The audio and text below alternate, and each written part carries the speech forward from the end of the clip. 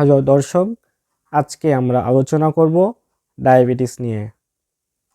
Diabetes বা diabetes mellitus এর বাংলা অর্থ হচ্ছে বহুমূত্র রোগ। এই ডায়াবেটিস হচ্ছে আমাদের দেশের জন্য একটি অতি পরিচিত অসংক্রামক রোগ।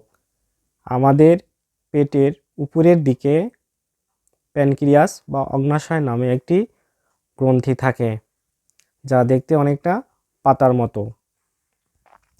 এই প্যানক্রিয়াস থেকে ইনসুলিন নামে একটি হরমোন নিঃসৃত হয়।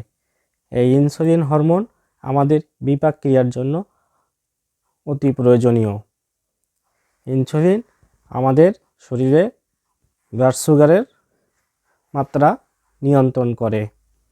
আমরা যখন শর্করা জাতীয় খাবার বা কার্বোহাইড্রেট গ্রহণ করি, যেমন ভাত, মিষ্টি বা পাউরুটি জাতীয় খাবার গ্রহণ করি, এগুলো হজম হওয়ার পর আমাদের রক্তে গ্লুকোজের পরিমাণ বাড়ায় দেয়। ইনসুলিনের কাজ হচ্ছে এই রক্ত থেকে গ্লুকোজ বা সুগার আমাদের বিভিন্ন সেলে বা কোষে নিয়ে যাওয়া, যেমন মাংসপেশি, লিভারে নিয়ে যাওয়া, সেখানে তারা ক্যালোরি বা শক্তি উৎপন্ন করে।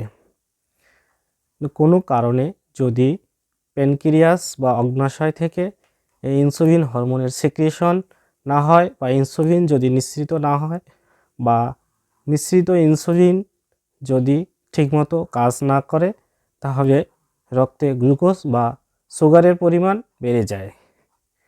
এই রক্তে গ্লুকোজ বা সুগারের পরিমাণ বেড়ে যাওয়াকে আমরা ডায়াবেটিস বলে থাকি। ডায়াবেটিস বেশ কয়েক ধরনের হয়ে থাকে। তাদের মধ্যে কমন হচ্ছে টাইপ 1 বা insulin dependent diabetes mellitus. Type 2 হচ্ছে নন ইনসুলিন ডিপেন্ডেন্ট ডায়াবেটিস মেলিটাস। একটি হচ্ছে গর্ভাবস্থায় ডায়াবেটিস বা জেস্টেশনাল ডায়াবেটিস মেলিটাস, এবং আরও কিছু টাইপ বা ধরনের ডায়াবেটিস আছে। আমাদের দেশে দিন দিন এই ডায়াবেটিস রোগের প্রাদুর্ভাব বেড়েই চলছে।